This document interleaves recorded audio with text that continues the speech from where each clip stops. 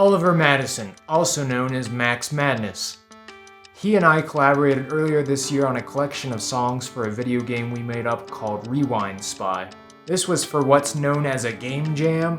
Game jams were originally competitions held among game developers to see who could come up with the best video game in a set amount of time. However, this game jam was among video game music composers. We had to come up with a video game concept and then make the soundtrack for that made-up video game. We had 2 weeks to put together the music and the video game concept, and then 1 week to vote on each other's submissions. This particular game jam was hosted by Resident Cryptid. I'm proud to say that Oliver and I came in first place in this game jam competition after having placed in second to last place for me and last place for him in the first game jam we competed in together. Working with Oliver was a great experience, and I think we both came out as better producers as a result of working together. Without further ado, here's my interview with Oliver. Hey, thanks for having me. How's it going? Pretty good. How you doing, Oliver? Yeah, pretty good. Getting by. All right. So we're going to start out talking a little bit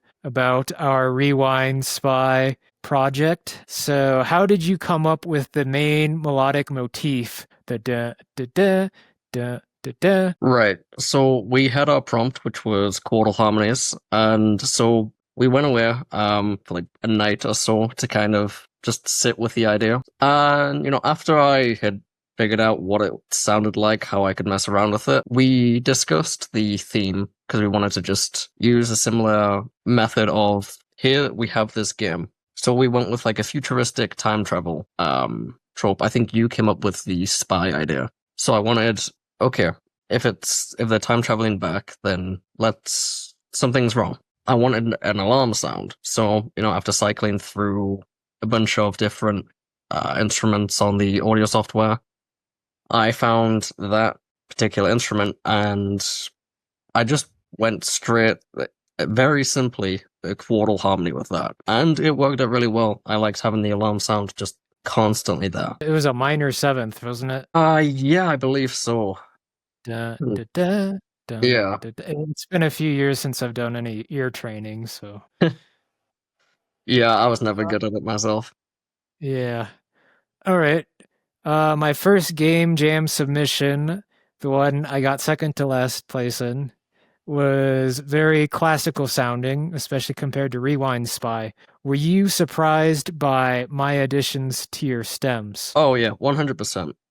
So you had that classical piece, and then you showed me your next jam, which was this jungle tropical. Amazon 2049. Right, that was really good. But then when you came into Rewind Spy, you brought all of these like percussions and horns, and it was like this was definitely not the sound you were using before. It worked really well, especially with us working together on songs. I would have like the melodic main piece, but you would really bring the character out of it. Yeah, I think like my background is kind of a big jambalaya, if you will. I have, I'm a band geek, so I played in classical settings, but then I was also, in a bunch of rock bands as a teenager. So I like being eclectic, if you will. Yeah, and it definitely seemed to mesh with me pretty well. Yeah, I think we got along just fine.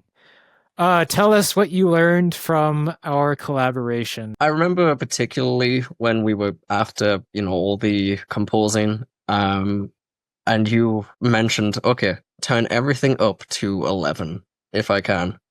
And, I was a bit apprehensive, like, okay, it doesn't need to be that high, but not you. You said turn everything up and then you can figure out what sounds like what and then turn it all back down if need be for the final master. And that stuck with me because before I would just be like, I can listen to this comfortably. But I remember, I'm not gonna, it's not about the size, but I remember when you sent me the songs and I opened them up like in my sound editor, the waveform was like, I'm like, uh-oh, this is gonna be a problem. Because basically, the problem with that is that people are gonna get pissed off because they'll have to turn up their speakers or their headphones or whatever to listen to your song, and then they're gonna forget that it's turned up when they go to listen to a song that is, forgive me saying this, properly mixed. Yeah. And yeah, so it's there's a whole, you can go down whole rabbit holes on YouTube. Um, and then I remember I sent you that screenshot of like a dead mouse waveform, and it's like, Yeah. so it's kind of interesting though, because I remember when I went to do the mixing on it, and there's limiting and then hard limiting, and I'm still kind of new to this whole world, but my understanding is that hard limiting is like, so limiting is like, okay, the loudest it's going to be is -1 decibels, and then hard limiting is like -0.1 or -0.01 or something like that. And I remember I tried to like do a side by side comparison, and I thought it sounded better with just the normal limiting. Yeah, So that's fair. I remember after you like told me about it, I did a little bit of research into the history of it, how things used to be quieter on a producing mastering, but as the time's gone on, everything's just been getting louder. And I never had to consider that because everything just is what it is. It's at a volume. But yeah, that's the problem with like teaching yourself is you don't have these tips that people in the know would be able to be like, hey, yeah, so this is going to sound terribly quiet next to modern day music. Like, yeah. Yeah, we could spend this whole interview discussing the loudness wars, because it's a topic that really fascinates me. I remember with my rock band, back when I was like 17, 18, our engineer, our producer, whatever you want to call him, that we recorded with, his big thing was, so in classical music it's loud and soft, and in pop and rock music you kind of recreate that with spacing. So it's Yeah. always going to be loud, but there's parts where there's more spacing, where it breathes more, and that's where you get the contrast. You don't really have as much dynamic contrast, if at all. Yeah, it's fascinating. But as you said, we could be on this for however long if we wanted. All right, let's move on then. All right, so tell us a bit about your inspiration for the video game concept and the backstory. I know it was a collaborative effort, but I was pretty impressed with your writing. I didn't know you were a writer, so I'm sorry, what do you mean by writing? Because for me, I just yeah, write for up. the blurb, if you will. Oh, right. Well, I've been pretty into recreational writing just when I have like 10, 15 minutes.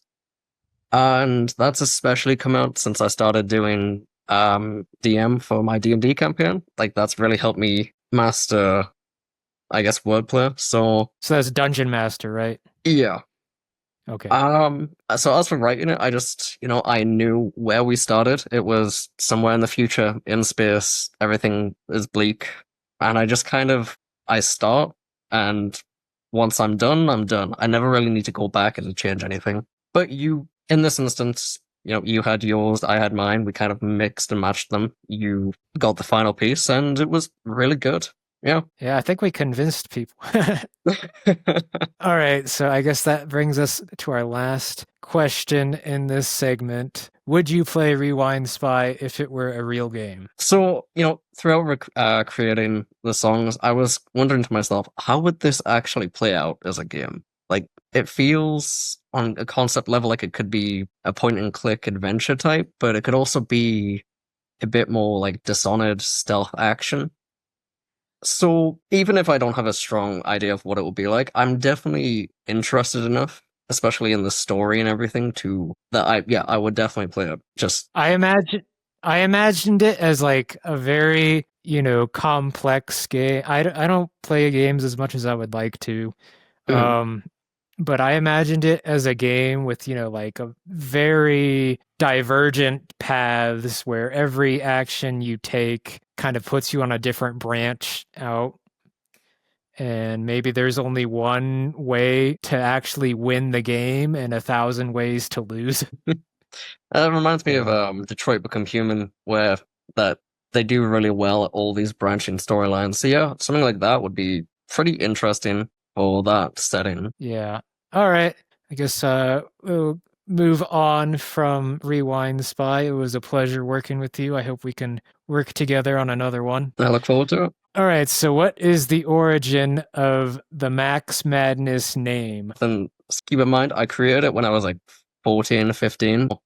I had a friend I played games with all the time, particularly on Minecraft, and one day he changed his name to Max Power. And I was like, you know what? That sounds kind of cool for the 15-year-old mind. So I took the Max part. My last name, Madison, has 2 Ds, so I put that part of mad into madness, and I was like, yeah, sounds good. Dude, I went crazy when I was trying to put the album artwork together. Because, like, I think first I had it as Mad Maxness, Yeah, and then I was something like, like oh that. no. And then I had it with only 1D, and then I was like, oh no, now I gotta go back and make it with 2Ds, and oh, it's just. Yeah, But no, I got it I got through it. it's been the bane of many people I've talked to. Especially when I'm like, hey, add me on Discord or something, Max Madness. Like, I can't find you. They always forget the second D. Yeah, happens. All right. So moving on, what or who inspired you to start writing music? So when I was in my teens, I was doing music in school, but I was doing But hold guitar on, lessons. backtrack. What were you doing in school? Were you playing in band or? Well, I was just kind of, playing performances around, like, I'd learn a piece for this given singer, or so I wasn't really like tied down Singing? to. I was like accompanying singers. There wasn't really that many people who played instruments, so I was usually the go-to. And what instrument? That was guitar, Okay. acoustic or electric at the time. Okay, cool. So yeah, I Nice. was taking guitar lessons at a place called the Bunker in my town, and they had this Friday night thing where you pay £5 and you just kind of get thrown into a room with other people. Well, these people knew each other a little bit, but eventually the main guitarist left. I took over, and I wanted to really just start making music instead of just learning it because This was when you were a teenager. yeah. So I Okay. was pretty much other than the drummer, I was writing everything. That lasted a couple of years, and then when I went on to college, that's where I got a chance to really work with actually, composing music. And did you study music in college? The first year was more about just practical stuff, like making sure you're Okay, yeah, actually nice. capable of doing it. The second year was theory, but I had a bit of a problem and had to drop out midway, so I never Okay. learned the theory properly. Yeah. No, that's understandable. Who are some of your biggest influences? That's a hit that question, particularly because I don't stick to anyone or anything. I guess nowadays, if I'm composing music, my go-to, like, okay, these are the gold standards. If one day I want to be good, it's going to be like this, and that's Toby Fox for Undertale. Hell The yeah. music in that game, it just captures the theme so Dude, perfectly. I was Particularly because I don't stick to anyone or anything. I guess nowadays, if I'm composing music, my go-to, like, okay, these are the gold standards. If one day I want to be good, it's going to be like this, and that's Toby Fox for Undertale. Hell The yeah. music in that game, it just captures the theme so Dude, perfectly. I've been listening to that soundtrack like at night when I'm washing dishes. But there's a kind of funny thing that's happening. I think I've been thinking about this where I don't think this has ever really happened before, where I'm playing the game, but I've been playing the game, I want to say almost a year now. I still haven't beat it. I'm stuck on Papyrus. Okay. And so I've been listening on Bandcamp, and I get about I want to say about a third of the way through the soundtrack, right around to the Snow Village song. Yeah. And I'm like, I don't want to listen to more because I haven't gotten that far in the game yet. Right. It almost feels like you're being spoiled. Just, I get that. Because the music in that game, it tells the story perfectly. I'm jealous of that level of attention to detail in that. And it's just so mind blowing because the dude wrote the soundtrack to the game he made. It's just like, yeah, it's an insane work of art, that game. So Toby Fox. Who Yeah. else? I forget the composer's name, but he did Hollow Knight and Hollow Knight Silk Song, which just released yesterday, and the music in that has this Well, we have a haunting. little thing called Google. Shovel Knight, you said? Hollow Knight. Hollow Knight. I thought it was Shovel Knight. Composer. Christopher Larkin. There you go. That's it. Yeah, Have absolutely you played amazing. have you played Silk Song? Yeah, I got to play a good few hours yesterday. It's really good. They've definitely improved on just about everything. Uh, I haven't played the first one, so that's fair. maybe when I beat Undertale. Yeah, let me know. It'll be interesting to hear how long it took you. I'm a father now, so I never told you that, but Oh yeah, no. Oh yeah, I can imagine that. But is that a recent development? yeah, dude, that was like right after our game jam. Oh wow, that's why you were away for a good couple months. Yeah, That's yeah. I think you messaged me on Discord. You're like, "We won, dude." And I'm like, 3 months later, hell yeah. yeah. I wake up one day to a hell yeah, like, oh, all right, that's awesome. Congrats. Uh, Thanks, dude. I hope you find some time though. Yeah, I'm thinking tomorrow morning. Saturday mornings, I usually either film YouTube videos or play video games. Let's move on. All right. So, what is like your big dream for your music career? If there's like one thing you'd like to achieve before you die in the world of music, what would it be? I don't think I have anything that big. I would just love to be able to compose for video games, even if it's just indie games, on a consistent level. I mean, there was another game that came out this year with an amazing soundtrack, Claire Obscure, and it was just by some guy they found on SoundCloud, and it's amazing how you can just jump from kind of still trying to get more people's attention to that level of notoriety. I don't want that level of notoriety. I like a little, and I'm nobody here and there, but I don't think I have anything that big. I would just love to be able to compose for video games, even if it's just indie games, on a consistent level. There was another game that came out this year with an amazing soundtrack, Claire Obscure, and it was just by some guy they found on SoundCloud, and it's amazing how you can just jump from kind of still trying to get more people's attention to that level of notoriety. I don't want that level of notoriety. I like a little, and I'm nobody here and there, but Little yeah, privacy.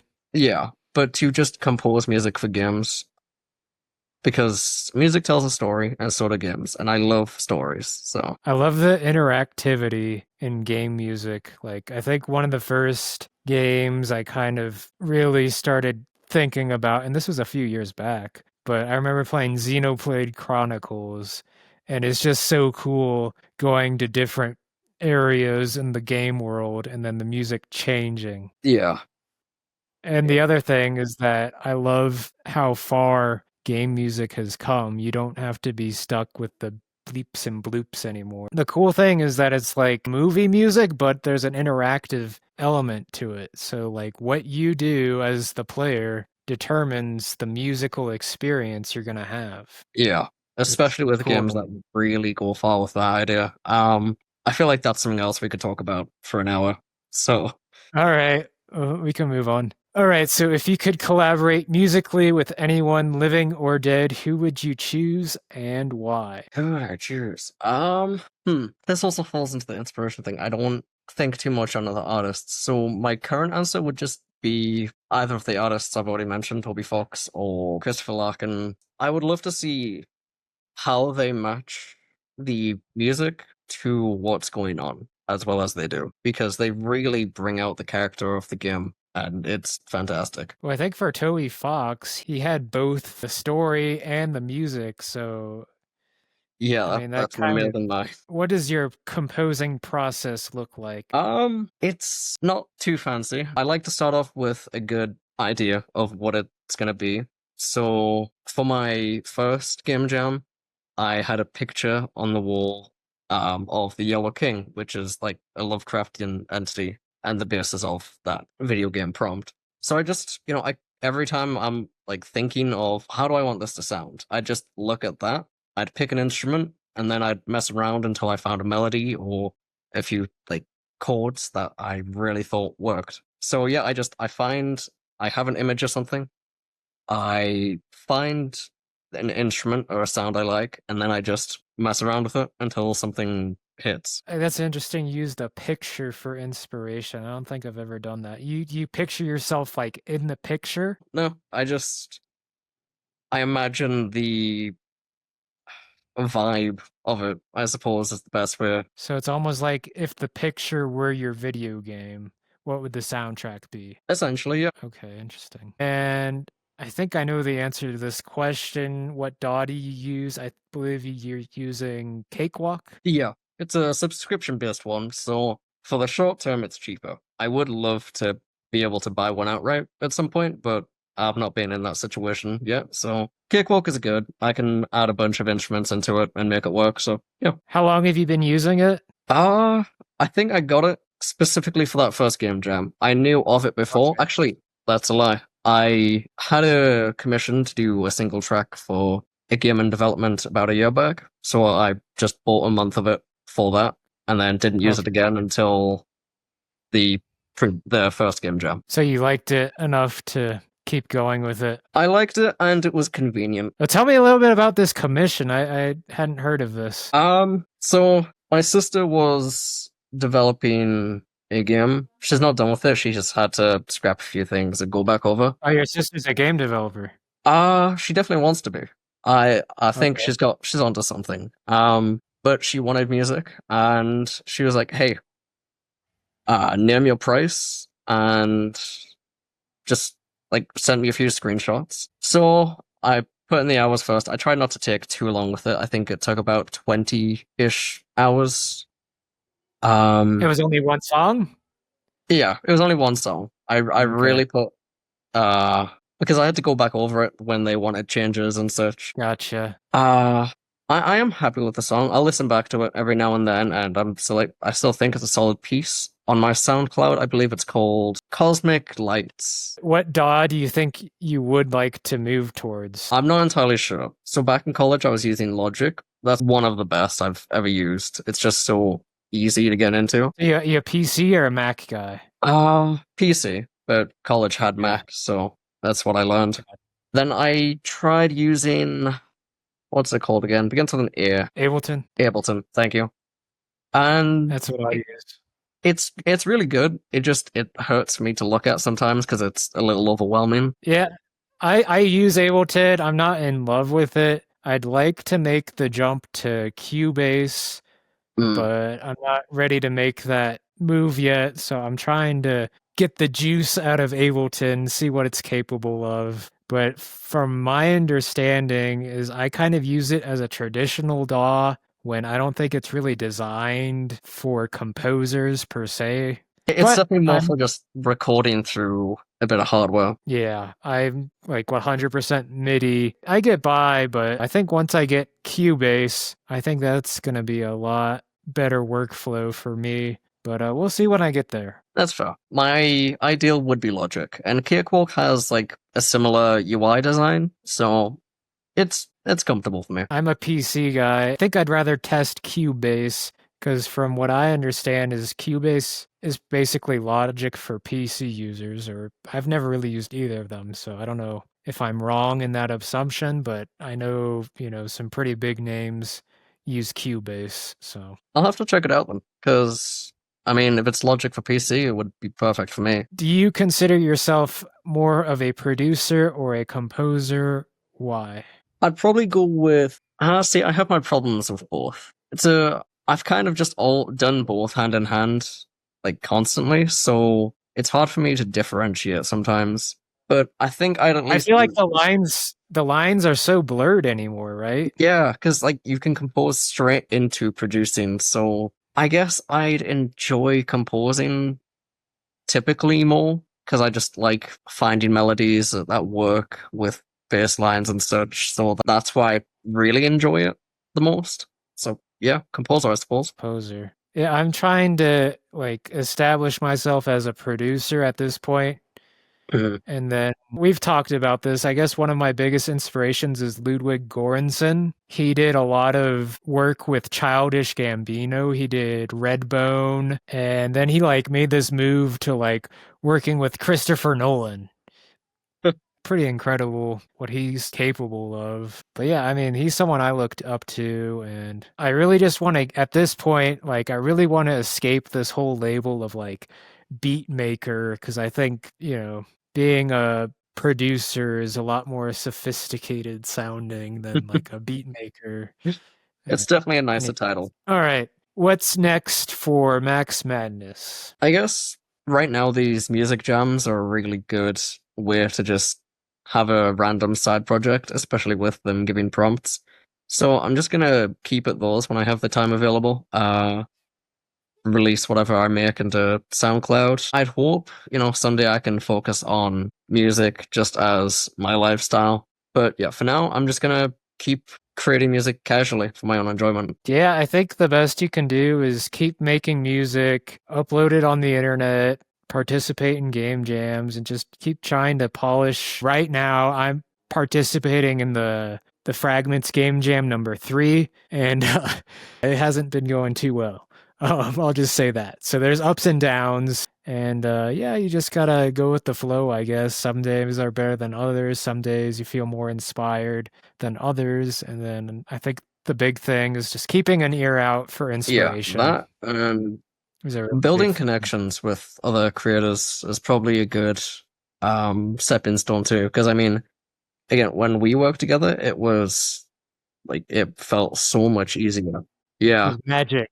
So yeah, it was like we were greater than the sum of our parts. It was like multiplicative rather than additive. Synergistic. Yeah, so finding more people and who have like more connections and such might be also a really good way to get into that world of working for music. Yeah, and I feel like the thing for me, I'd like to make this work as a career, but I think one of my biggest weaknesses is I'm just slow.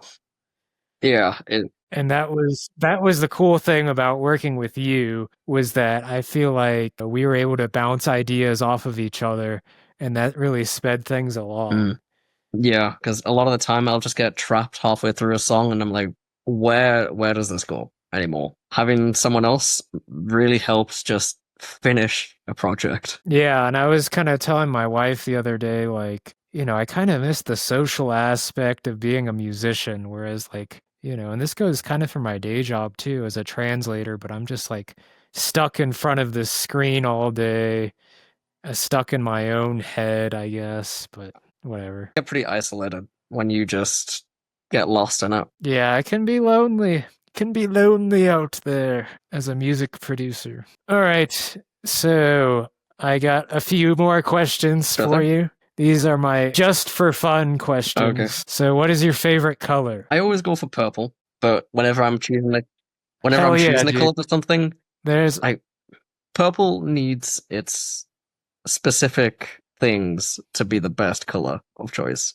But when it works so well. Here, there's a reason why we get along so well. This is my wedding picture. You can't really see. Oh, is that a purple suit? Hell yeah, dude. Yeah, I mean, I'm the purple suit guy. That's a solid choice. Yeah, but I agree with you. It has to have a certain, like, I think I like more of a bluish purple, like a dark purple. I'm very particular about my purple. But yeah, I didn't know that. I'm glad we agree on that. All right, if you could go anywhere in the world on vacation, where would you choose to go and why? Anywhere in the world. I do well with heat, so I'm gonna stay clear of anywhere humid. Honestly, my answer is not exciting. I'd go where my friends are, and my best friend is in Seattle, so I'd probably just go there, bring all my other friends, and hang out, eat food, play games. Seattle, of all places in the world, you that's choose simply Seattle. because that's where my friend lives. If she lived elsewhere, it would be elsewhere. I'll rephrase the question. If you and your friends could go anywhere in the world on vacation, money is no object. Okay, so we actually had a planned thing where we all together travel west. So we all meet up in Seattle, and then we travel west to like Japan and then hop around Asia and then hop around Europe. Our friends leave us when we're in like the Netherlands. They go back to America. So I guess we would start in Japan. Okay. So you want to do like a world tour type of deal? See everything, do everything. Okay. All right. Not the answer I was looking for. I don't we'll have a take it. complete single answer, All so right. that's what you're getting. Favorite video game? So it used to be The Witcher 3, but you know, your favorites come and go. It's your favorite for a time. And don't get me wrong, still love it. I even got this tattoo when I was like... What is it? What is it? Sure. It's the Witcher signs, like his magic that he uses. Okay. I got that when I was Gotcha. 17, 18. What'd your mom say? Sorry? What'd your mom she say? did not want me getting a tattoo. That's why my dad went with me instead. Nice. Favorite game right now? I've been playing a lot of Elden Ring Night Run. That's so fun to just jump in with friends and kill things for 40 minutes. Kill some time. But mostly I stick to story games. That's where I really get my enjoyment. I'm more of like a single player, like, you know, obviously I got the Breath of the Wild thing up there. I've always just been more like a single player guy. You know, I like playing Mario Kart or Super Smash, but I really like the kind of narrative based games, if you will. Well, I used to be that way, but I've branched out so much, especially with Metroidvanias this last year. Like, I played Blasphemous, and that really stuck with me. It was such a good one.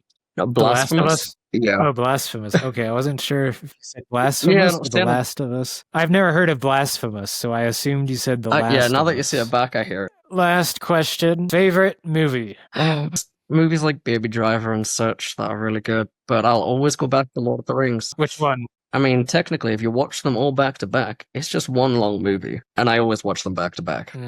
You're cheating again. You gotta choose one. Probably Two Towers. Okay, fair enough. That's about all we have for today, Oliver. Thank you for thanks joining for having me. It's been fun.